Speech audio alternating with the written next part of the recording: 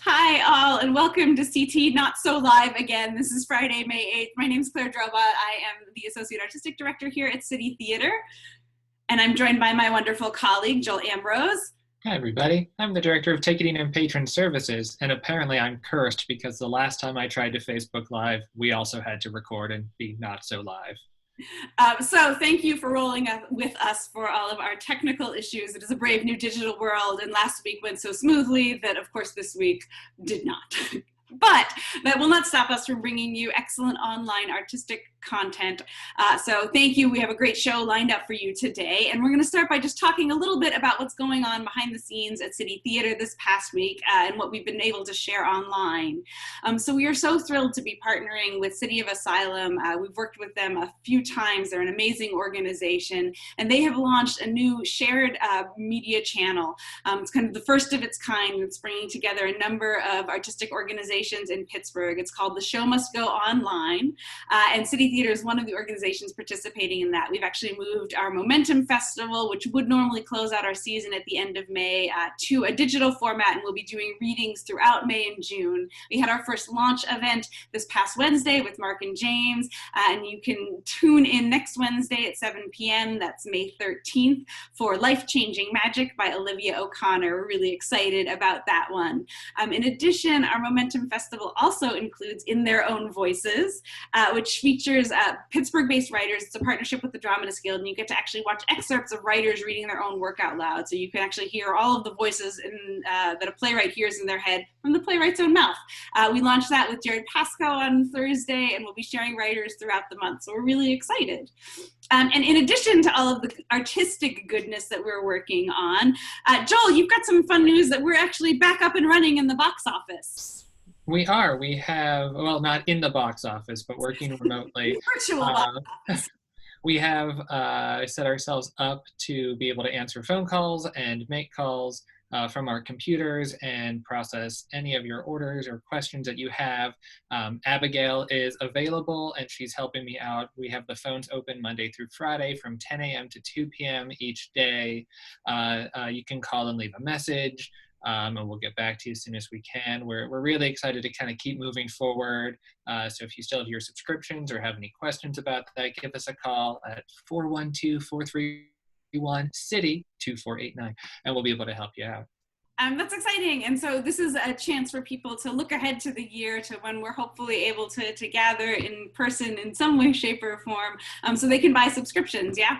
Absolutely. We have a lot of our returning subscribers and some new subscribers as well who are just voicing the excitement and the hope that we're going to be able to come back and do live theater again. You know, really just they're looking for that shared experience to come back and sit in the darkened theater and really hear the stories that City Theatre produces on stage. Any fun things, particularly that you've heard from subscribers as you've been talking to them on the phone, and Abby, that they've shared, of things that they're looking forward to? A lot of people are just kind of looking forward to getting out of the house again. Mostly the common thread that I've had is so many people buy subscriptions with their friends, and this is their way of ensuring that they get together every so often. So every couple of weeks they go and see a new show, and they're just really yearning to come back and be like, you know, we come to City Theatre and we get our glass of wine and we see our friends, and then we talk about the show. And then a few weeks later we do it all again. So they're really missing and looking forward to that. A lot of our subscribers have reached out. You know, we did our promotion for some of our subscribers to get a gift, and a lot of them are asking me to deliver wine to their houses. Unfortunately, I cannot do that right now, but I really do appreciate it. But it's a new potential career choice should you want to add something on to all of the amazing work you do at City. Mobile gift delivery, exactly. We're going to just load up my Mazda and drive around town.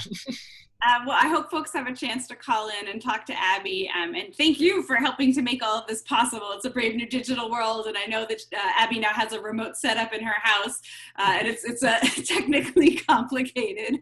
We took an entire computer from the box office and sent it home with her. Yeah.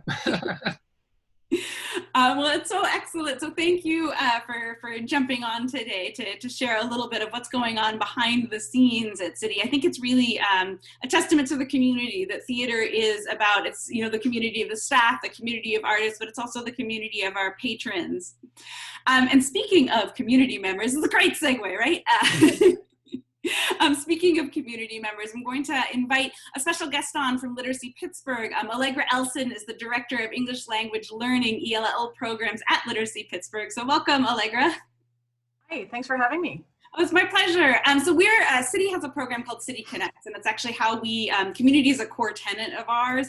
And so it's how we get to work with organizations who have shared values, whose work we admire, and find new ways to collaborate. So we've been working with Literacy Pittsburgh for, I think, about 2 years now. But for viewers who might not be familiar, can you just talk a little bit about all of the amazing work Literacy Pittsburgh does in Pittsburgh? Sure, I'd be happy to. So as Claire said, I'm Allegra Elson. I'm the Director of English Language Learning Programs with Literacy Pittsburgh. Literacy Pittsburgh is the largest provider of adult education in southwestern Pennsylvania and also in the state of Pennsylvania. So we work with adult students who need to work on their GED. They need workplace skills. They need English language learning skills. Perhaps they are immigrants or refugees here in this country for the first time. We also work with families and children who are in the same category, needing to get their GED, work skills, English language learning skills, that type of thing. And that's our family literacy program.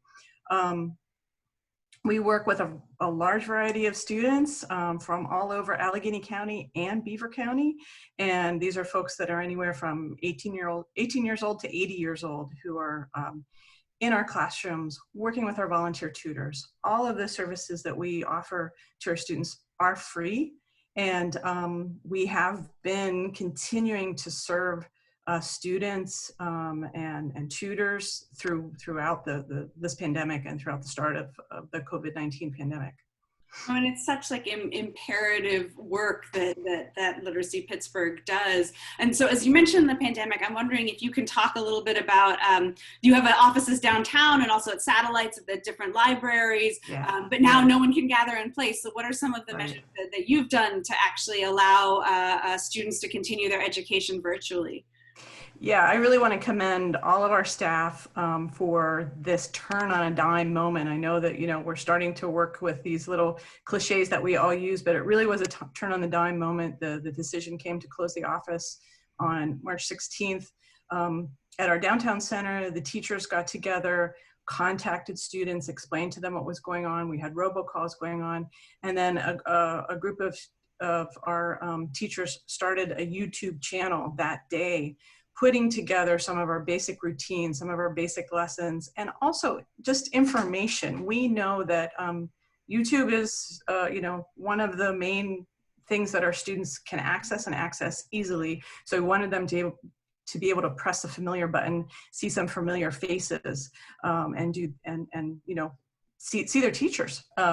And get some information, sort of like what's going on, because we did find that some students just didn't have the information that they needed to go forward with this. And we've been working closely with Welcoming Pittsburgh and with the mayor's office, also with officials in Beaver County, just to make sure that we're getting the message out. Like you said, we have satellite offices, so our program coordinators had to turn on a dime and get in contact with our tutors. Our tutors have been spectacular. They're using everything from you know, FaceTime to WhatsApp. You know, one of our teachers said, "Oh, I haven't heard from this small group of students. I'm going to WhatsApp them." Boom, she found them, you know. So I think that, you know, we've been using technology to the best of our abilities. You know, we are also always thinking about equity. We're looking through this through the equity lens, and, you know, can everybody access this, as you said, this brave new digital world? Like, what's fair? Folks have kids at home, they're dealing with childcare, they're dealing with their kids' lessons. We are also thinking about sending out packets of actual, you know, in the US mail of things that students can access, trying to keep in mind like all of the different ways that people learn all the different things that they need. We know this is our reality for the foreseeable future. We've had a lot of support from our local funders, from our state funders and federal funders, so that's been encouraging that we can continue this work, that we've been extremely lucky and extremely privileged that everybody's still working. Everybody is up and running from home, and that we're helping our students and our tutors in this time. No, and I mean, I really commend you. I think it shows just a lot of ingenuity in the Literacy Pittsburgh team to find a way, knowing how important education is, to move forward and to continue, so you have that sense of normalcy in the midst of all of this. You know, and we'll make sure when we post this to share the links to the YouTube channels. But one of the things that you had mentioned beforehand that I just thought was really wonderful is that you're also being able to share stories, children's stories on that YouTube channel. So there's a special sort of section, and anyone can actually volunteer to read a children's story. Absolutely. So talk a little bit more about that initiative, because I feel like now all of the city staff is like, I have children's books I love. Yeah, we so our family literacy program, that is part of what we do with family literacy, because in family literacy you're teaching the language, you're talking about work skills, you're talking about GED skills, but you're also talking about parenting skills. Now, we know our students are adults, they know how to be parents, but there's just other things that we can do that we can help shore up their parenting skills, such as reading to them. I mean, we know that literacy starts in the home, and it starts with mom and dad and your aunt and uncle and grandma and grandpa. And so we know that having books in the home and having literacy in the home helps children. So while we're helping the grown-ups in their lives, we want the grown-ups to be able to help them too. So we have what's called the Family Literacy Storytime YouTube channel. We've had wonderful, local celebrities, from local teachers to Pittsburgh Pirates to Literacy Pittsburgh staff, and we're all picking our favorite children's books and reading them. And so this is enabling our students to do some story time with their kids at home. And it's I've talked to a few people, and they said, well, we're into screens now, and it's kind of great to put my kids and have them watch our story time, and I can do a couple of things, but then also sit with them, and we can read stories together. So yeah, please be in touch. We would love to have your submission.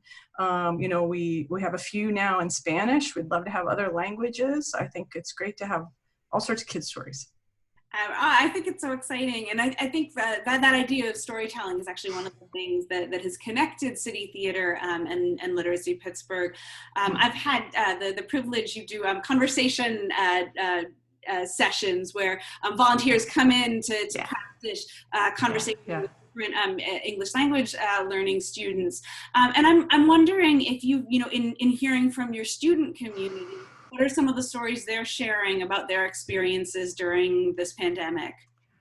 Well, some of them are the stories right now. Some of the stories we're getting, our teacher, Nicole Johnson, is working with our students to talk about how they are essential workers, because a lot of our students are still going out to work every day. And some of them are home health care aides, some of them are actually nurses' aides. So we're starting to get these stories about how I'm an essential worker, and here's what I have for PPE, and those are some of the stories we're hearing. Also wondering what to do when you have to go to work and your kids can't go to school, and what to do about childcare. And those are some of the stories that we're hearing too. And really wanting to take a class and saying to our GED teachers, high school equivalency teachers, yes, I'll be there on the Zoom class. That was the other thing I did sort of forget to highlight, is now we have a full schedule of live Zoom classes in which all of our students, when they can, are meeting with their teachers. So we have students who say, yes, I will be there. I will absolutely be there. And then later to find out, well, my job schedule changed and I'm working 12 hours a day, or, do you have class at 10 o'clock at night? Do you have class at, on the weekends? And we're considering some non-traditional hours for classes. I have one of our teachers back from maternity leave, and she said, hey, I'm up really early in the morning, or maybe I could do a Saturday, kind of thing. So we're looking at all the possibilities, but those are, the stories that we're hearing are the innate pressures of this time. I'm worried about my rent. How do I apply for unemployment? Can you help me with that? Yeah, you're right. Class is important, but I got to get this form filled out for unemployment. So it's a wide variety of stories we're hearing now.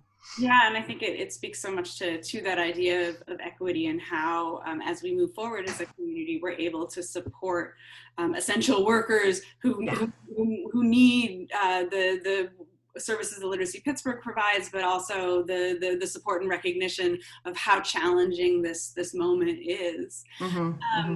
You know, and I think we've actually partnered with Literacy Pittsburgh over the years. It predates my time at City Theatre. Projects as far back as Speak American. So I'm wondering if you could talk a little bit about those, then maybe we could tease some of the work that we're hoping to collaborate on in the future. Sure. Well, I mean, it's interesting you brought up Speak American, because that really was a wonderful, it was a wonderful play. It was a wonderful time to do storytelling with my students, and it was a wonderful time to highlight their different stories.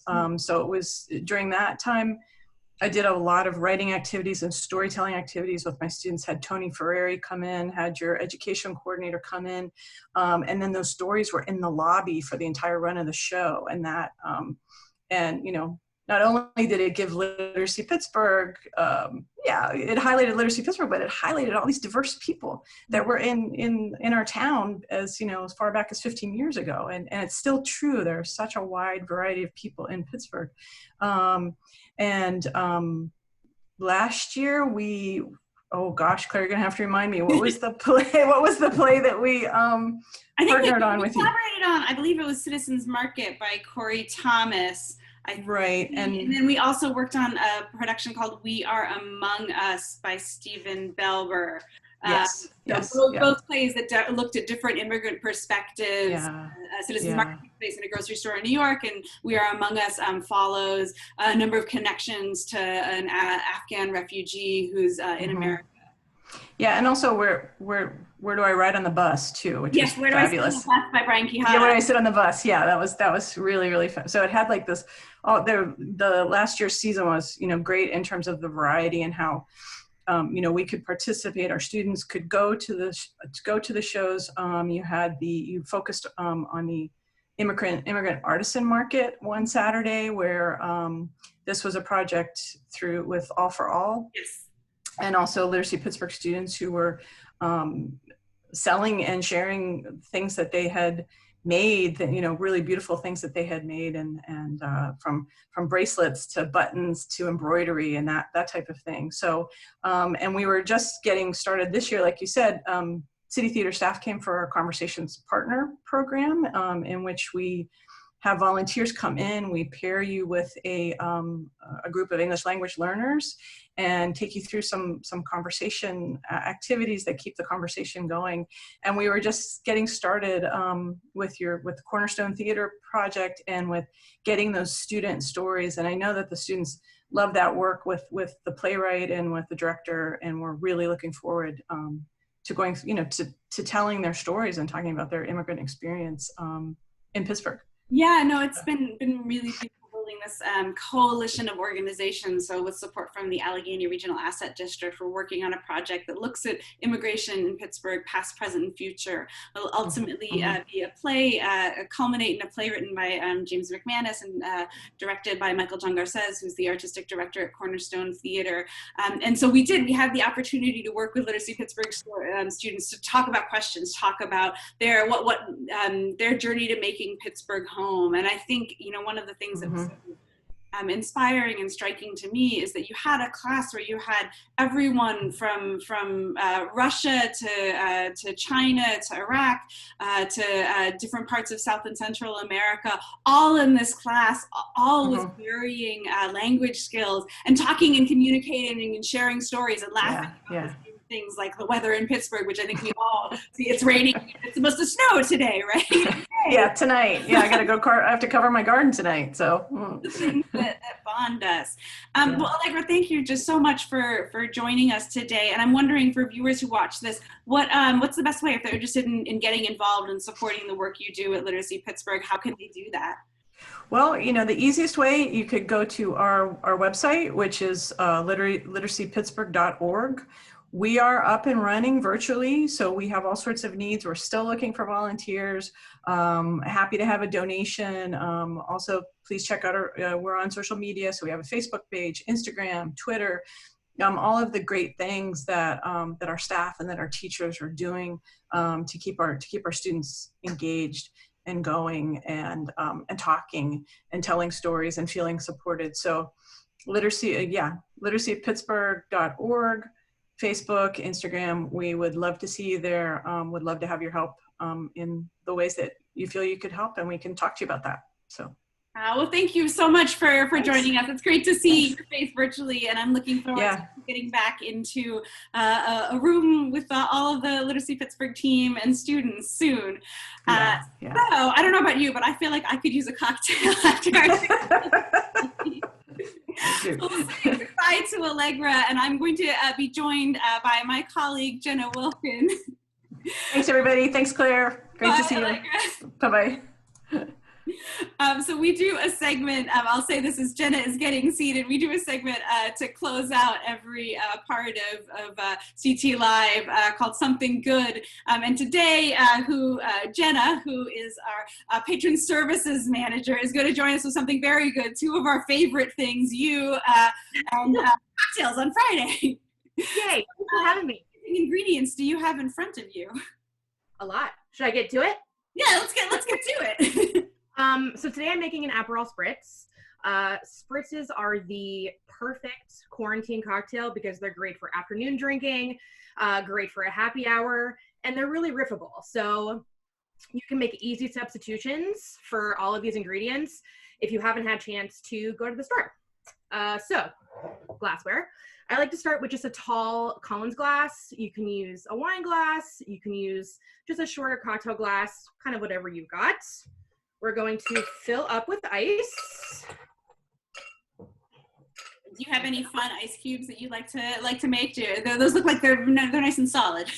Yes. So I'm a crushed ice fan, but you don't really want that in here because you want kind of all those flavors to stay really bold. Mm-hmm. So I think like a regular size ice cube is generally good. We're going to go to our Aperol. And I like to use a 3 to 2 to 1 ratio. So 3 ounces of Aperol, 2 ounces of Prosecco, and then 1 ounce of club soda. I really like the taste of Aperol, so I want that to be what shines through here. So an Aperol forward cocktail. Aperol forward cocktail, absolutely. For substitutions for Aperol, you could use something like Campari that has a really similar flavor profile. If you're feeling a little funky, you could use some Cynar. That works really well too. Just kind of any Italian Amaro that you like works well here. And then we're gonna do 2 ounces of champagne. I'm just gonna eyeball that. That's good. For folks who are wanting to do that at home, they could use a shot glass, if they wanted to. They want to be very exacting in their measurements. If you want to be precise, absolutely. One of the reasons this is my favorite cocktail is because it's really easy without any measuring ingredients. So I used Prosecco today. You could use champagne. You could use a sparkling white wine, kind of anything you've got. And then I'm just going to top it off with a little soda. Here, if you don't have club soda, really anything bubbly, non-alcoholic will do. LaCroix is good. Polar is good. You could even go a little crazy and use, a citrus flavored seltzer if that's your thing. And then traditionally, this is garnished with an orange slice. I don't have one. Quarantine problems. But it's just as delicious. You can get creative. Oh, and now I'm jealous. But one of the things we were talking about beforehand, and this is something I certainly miss from City Theatre, is that for every show, we have a themed cocktail that goes around with it. And you are the genius behind all of those. So how do you go about creating each show's cocktail? So creating the signature cocktail for the bar is one of my favorite parts of my job. Normally it starts with a conversation with you, our lovely dramaturg, and you'll let me know if there's any kind of cocktail specific mention in the play. That's always a really fun thing to kind of play off of at the bar. From there, I normally just go for the season, for the weather, what is going to taste good and what people are going to be into. That can pose a bit of a challenge in Pittsburgh, as especially like in our fall and spring seasons, we can run like a 30 to 40 degree temperature Yes. during the run of a show, but we make it work. And then I think my favorite part of the cocktail is actually coming up with a name. We are so lucky to work with hilarious and creative individuals, and naming the cocktail has become, dare I say, a bit of a competition. Yeah, you want your name on that cocktail. I know both Nikki, our marketing director, and Joel, who was on with us earlier, have helped to name cocktails. Absolutely, and that truly becomes like kind of a group effort, and it's just really fun to see what everybody comes up with. That's wonderful. Do you have any favorites that you've in the past, either names or cocktails you've created? I think probably my favorite cocktail, just all around, was the cocktail we created for Wild with Happy, which was a vodka lemonade type of situation that was just named Yes.